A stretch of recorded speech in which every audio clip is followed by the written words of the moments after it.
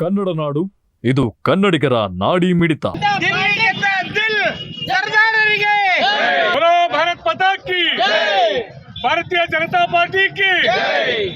ಮೊನ್ನೆ 5ನೇ ತಾರೀಕು ನಡೆದಂತ ದಿಲ್ಲಿ ಚುನಾವಣೆಯಲ್ಲಿ ಭಾರತೀಯ ಜನತಾ ಪಾರ್ಟಿ ಅಭೂತಪೂರ್ವ ಜಯವನ್ನು ಗಳಿಸಿದೆ.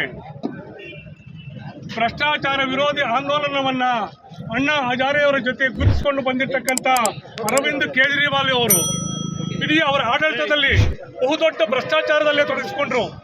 ಹಾಗಾಗಿ ದಿಲ್ಲಿಯ ಜನತೆ ಇವತ್ತು ಭ್ರಷ್ಟಾಚಾರದಲ್ಲಿ ತೊಡಗಿರ್ತಕ್ಕಂಥ ಅರವಿಂದ್ ಕೇಜ್ರಿವಾಲ್ ಅವರ ಸಚಿವ ಸಂಪುಟದಲ್ಲಿರ್ತಕ್ಕಂಥ ಎಲ್ಲ ಪ್ರಮುಖರನ್ನು ಹೀನಾಯವಾದ ಸೋಲಿನ ಮೂಲಕ ಅವರನ್ನು ತಿರಸ್ಕಾರ ಮಾಡಿದ್ದಾರೆ. ಇವತ್ತು ದೇಶವನ್ನೇ ವಿಶ್ವಗುರುವನ್ನಾಗಿ ಮಾಡುವಂಥ ಚಿಂತನೆಯೊಂದಿಗೆ ನರೇಂದ್ರ ಮೋದಿ ಅವರ ಆಡಳಿತವನ್ನು ಮೆಚ್ಚಿ ದೆಹಲಿಯ ಜನತೆ ಆಶೀರ್ವಾದವನ್ನ ನಿಚ್ಚಳ ಬಹುಮತದೊಂದಿಗೆ ಇವತ್ತು 70ರಲ್ಲಿ 48 ಸ್ಥಾನಗಳನ್ನು ಇವತ್ತು ಭಾರತೀಯ ಜನತಾ ಪಾರ್ಟಿಗೆ ಕೊಟ್ಟಿರ್ತಕ್ಕಂಥದ್ದು ತುಂಬಾ ನಾವು ಇವತ್ತು ಅಭಿನಂದನೆ ಸಲ್ಲಿಸಬೇಕಾಗಿದೆ. ಇವತ್ತು ಸೋಲಿಸಿ 48 ಜನ ಬಿಜೆಪಿಯವರ ಒಂದು ಶಾಸಕರನ್ನಲ್ಲಿ ಆಯ್ಕೆ ಮಾಡಿ 27 ವರ್ಷದ ನಂತರ ಬಿಜೆಪಿ ಸರ್ಕಾರ ಅಲ್ಲಿ ಸ್ಥಾಪಿತವಾಗ್ತಾ ಇದ್ದೇವೆ. ಈ ಸಂದರ್ಭದಲ್ಲಿ ಭ್ರಷ್ಟ ಮತ್ತು ಅಲ್ಲಿ ಏನು ಭಾರೀ ಅವಾಂತರವನ್ನು ಸೃಷ್ಟಿ ಮಾಡಿದಂಥ ತಿಹಾರ್ ಜೈಲಿಗೆ ಹೋದಂಥ ಸತ್ಯೇಂದ್ರ ಜೈನು, ಅರವಿಂದ್ ಕೇಜ್ರಿವಾಲ್, ಮನೀಶ್ ಸಿಸೋಡಿಯಾ ಅವರು ಕೂಡ ಸಂಪೂರ್ಣವಾಗಿ ನೆಲ ಕಚ್ಚಿದ್ದಾರೆ. ಮುಂದಿನ ದಿನಗಳಲ್ಲಿ ಕೂಡ ನಮ್ಮ ಕರ್ನಾಟಕ, ತೆಲಂಗಾಣದಲ್ಲಿ ಇದೇ ರೀತಿಯಲ್ಲಿ ಮುಂದುವರೆದಂಥ ಆಶಾಭಾವನೆಯೊಂದಿಗೆ ಈ ವಿಜಯೋತ್ಸವವನ್ನು ಆಚರಣೆ ಮಾಡ್ತಾ ಇದ್ದೀವಿ. ಇವತ್ತು ಬರೀ ನಾವು ದಿಲ್ಲಿ ಗೆದ್ದಿಲ್ಲ, ದೇಶದ ದಿಲ್ ಗೆದ್ದಿದ್ದೀವಿ ನಾವೆಲ್ಲರೂ ಸಮೇತ.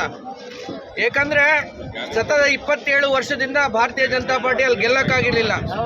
ಮೋದಿ ಇದ್ರೆ ಈ ದೇಶದಲ್ಲಿ ಎಲ್ಲವೂ ಸಾಧ್ಯ ಅನ್ನೋದಕ್ಕೆ ಇವತ್ತು ಸಾಕ್ಷಿ ಇದು. ಭ್ರಷ್ಟಾಚಾರ ವಿರೋಧಿ ಆಂದೋಲನದಿಂದ ಸ್ಟಾರ್ಟ್ ಆಗಿರುವಂಥ ಆಮ್ ಆದ್ಮಿ ಪಾರ್ಟಿ ಅನಗತ್ಯವಾಗಿ ಉಚಿತ ಭರವಸೆಗಳನ್ನು ಕೊಟ್ಟು ಏನಾಗಿದೆ ಅಂತ ಇವತ್ತು ದಿಲ್ಲಿನೇ ಸಾಕ್ಷಿಯಾಗಿದೆ. ಅಂಥ ಪಾರ್ಟಿಯ ಏನು ಚೀಫ್ ಮಿನಿಸ್ಟರ್ ಆಗಿರುವಂಥ ಕೇಜ್ರಿವಾಲ್ ಸಮೇತ ಮದ್ಯದ ಒಂದು ಭ್ರಷ್ಟಾಚಾರದಿಂದ ಒಳಗೋಗಿ ಬಂದಿರೋ ಅಂಥ ವ್ಯಕ್ತಿ ಆದ ಕಾರಣ ಈ ದೇಶದಲ್ಲಿ ಏನಾದರೂ ಭ್ರಷ್ಟಾಚಾರ ಮುಕ್ತವಾದಂಥ ಸರ್ಕಾರ ಕೊಡೋಕ್ಕೆ ಸಾಧ್ಯ ಆದರೆ ಅದು ಭಾರತೀಯ ಜನತಾ ಪಾರ್ಟಿಗೆ ಮಾತ್ರ ಸಾಧ್ಯ.